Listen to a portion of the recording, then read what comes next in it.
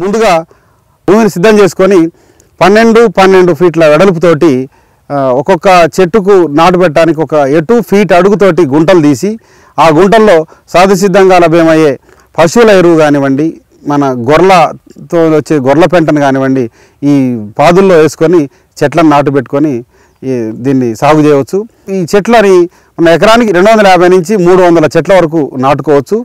చెట్టుకు 12 ఫీట్లు, సాలుకు కూడా 12 ఫీట్ల వెడల్పుతోటి చెట్లని మనం నాటు పెట్టుకోవచ్చు. ఈ చెట్లు పూర్తిగా నీటి ఎద్దడున్న ప్రాంతాల్లో పెరిగే లక్షణం ఉన్నాయి కాబట్టి వీటికి దాదాపు వారం నుంచి 10 రోజుల వరకు 15 రోజుల వరకు ఒకసారి తడిస్తే కూడా సరిపోతుంది. అది డ్రిప్ ద్వారా ఇచ్చినా కూడా ఈ చెట్లకు సరిపోతుంది. దీనికి నీళ్ళ లభ్యత ఎక్కువ అవసరం కూడా లేదు. వర్షాధారం అదేవిధంగా కొంత డ్రిప్ సహకారంతో ఈ చెట్లని మనం పెంచుకోవచ్చు.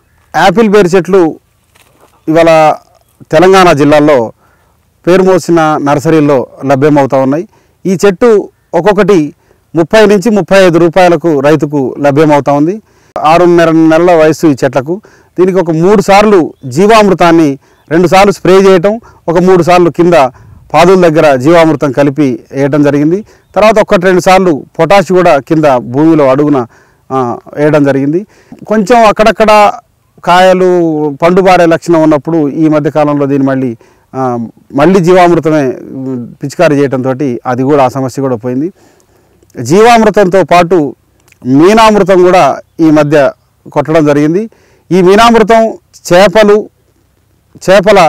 చేపల్ని కుళ్ళబెట్టి బెల్లంతో కలిపిన ఒక రసాయనాన్ని తయారు చేసి దాన్ని కొట్టడం ఫలితంగా చెట్లకు, కాయలకు, పూతకు కావాల్సిన పోషక విలువలు, మాంసకృతులు కూడా అంది ఏపుగా రావడానికి ఈ మీనామృతం కూడా ఉపయోగపడుతుంది. కాబట్టి మీనామృతం కూడా దీనికి పిచికారీ చేయడం జరిగింది. యాపిల్ బేర్ చెట్లు పెరగడంతో కొంచెం సైడ్లకు కూడా ఈ కొమ్మలు పోవడం జరుగుతుంది. కాబట్టి వీటిని ఎదురు బొంగులు కానివ్వండి, మనకు స్థానికంగా లభ్యమయ్యే కర్రల్ని ఒక్కొక్క దానికి సపోర్టుగా కడితే పైకి వస్తాయి. కింద ఉన్న పంగల్ని లేకపోతే చిన్న కొమ్మల్ని వాటన్నిటిని కూడా మనం కత్తెరతోటి కట్ చేసేసి నీట్గా పెట్టుకుంటే చెట్లు పైకి వచ్చి ఏపుగా ఎదగడానికి అవకాశం ఉంది. కాబట్టి దీనికి పెట్టుబడి అయితే చాలా తక్కువగానే ఉంది. రోగాలు కూడా తక్కువనే ఉన్నాయి. మన వాతావరణంలో పూర్తి స్థాయిలో తట్టుకునే శక్తి కూడా ఈ చెట్లకు ఉంది. మార్కెట్ కూడా లోకల్ మార్కెటే చేసుకోవచ్చు, ఎక్కడికక్కడ మార్కెట్ చేసుకోవచ్చు. ఇది హైదరాబాద్ లాంటి మెట్రోపాలిటన్ నగరాల్లో దీని కేజీ 100, 120, 130 కూడా అమ్ముతున్నప్పటికీ మనం లోకల్ మార్కెట్లో కేజీని 50-60 రూపాయలకు అమ్ముకున్నా కూడా ఈ దీంట్లో ఎకరానికి 2 లక్షల వరకు కూడా దాదాపు నికర ఆదాయం వస్తుంది.